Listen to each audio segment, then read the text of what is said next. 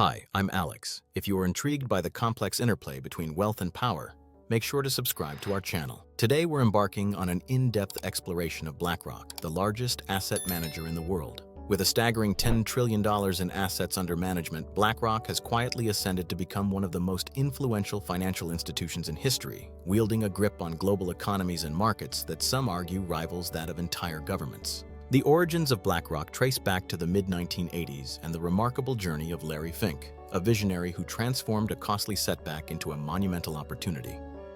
In 1986, while working at First Boston, Fink was instrumental in pioneering the mortgage-backed securities market. However, a single miscalculation resulted in a $100 million loss, effectively ending his tenure there. Instead of succumbing to defeat, he forged a partnership with the Blackstone Group to create a new asset management division.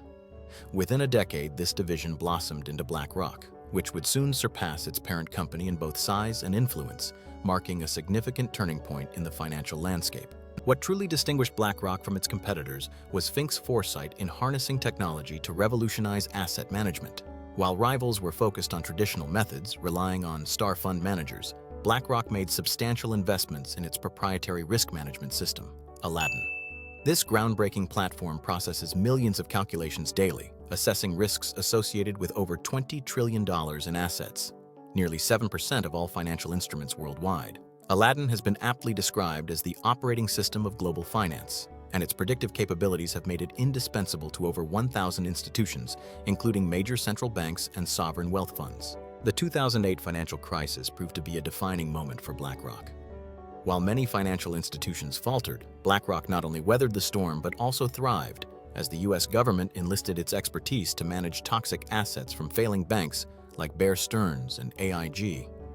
This pivotal moment solidified BlackRock's status as a trusted player in global finance, blurring the lines between public authority and private power. As one former Treasury official remarked, "When markets are in crisis, the Fed doesn't call Goldman Sachs anymore. They call BlackRock." This shift underscores the profound influence BlackRock has over economic policy and market stability. Yet the influence of BlackRock extends far beyond the abstract realm of financial markets. It penetrates the very fabric of everyday life, particularly in the housing sector. Following the 2008 crisis, BlackRock embarked on an aggressive strategy of purchasing foreclosed homes at an unprecedented scale, converting them into rental properties. By 2025, it had become the largest owner of single-family rental homes in the United States, dominating rental markets in rapidly growing cities like Phoenix and Atlanta. In these areas, rental prices surged 14 to 22% faster than in markets with more diverse ownership structures, demonstrating how BlackRock's investment strategies can fundamentally alter local economies and impact the lives of millions. This strategy raises critical ethical questions.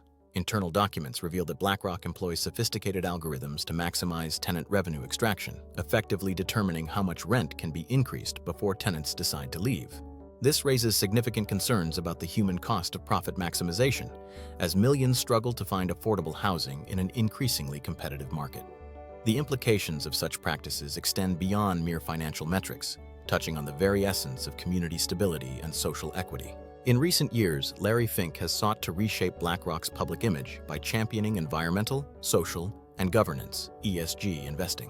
His annual letters to CEOs have increasingly emphasized climate change and sustainability, leading many to praise BlackRock as a leader in responsible investing.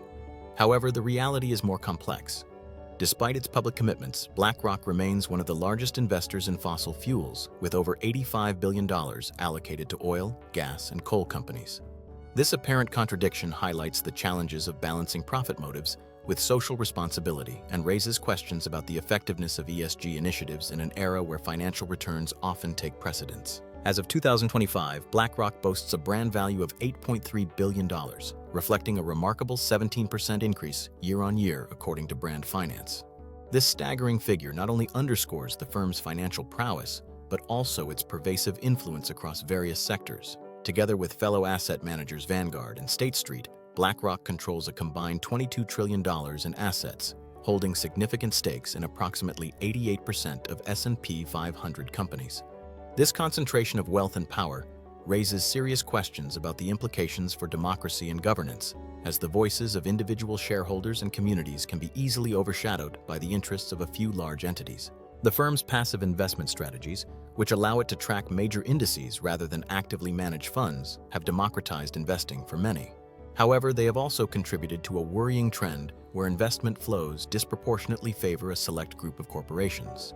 This shift not only affects corporate governance, but also raises concerns about accountability and transparency in a landscape where a few entities dictate the terms of investment and influence significant corporate decisions. In the grand scheme, BlackRock represents a profound shift in how capital markets operate. The firm's ability to navigate crises and adapt to changing market dynamics has positioned it as a linchpin in the global financial system. Yet this immense power carries responsibilities that are increasingly scrutinized by the public and policymakers alike, as the consequences of its decisions reverberate throughout economies and societies. As we look to the future, it's essential to examine the broader implications of BlackRock's dominance. The lines between investment management and corporate governance are becoming increasingly blurred, raising concerns about the potential for conflicts of interest and the erosion of democratic processes. What happens when a single entity holds such sway over global markets and economies? Are we witnessing the emergence of a new form of capitalism that prioritizes profits over the well-being of individuals and communities?